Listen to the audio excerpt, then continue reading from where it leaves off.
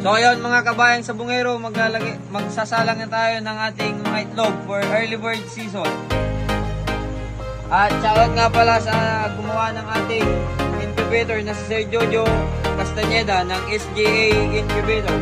Napakasulit at napakaganda ng inyong pagkakagawa, Sir Jojo. So ayun, magsasalang na po tayo ng ating mga itlog. Abang-abang na lang sa mga na update for sa mga pagkakapisa ng ating mga itlog na kabayang sa bungero. Ayun, maglalagay na po tayo.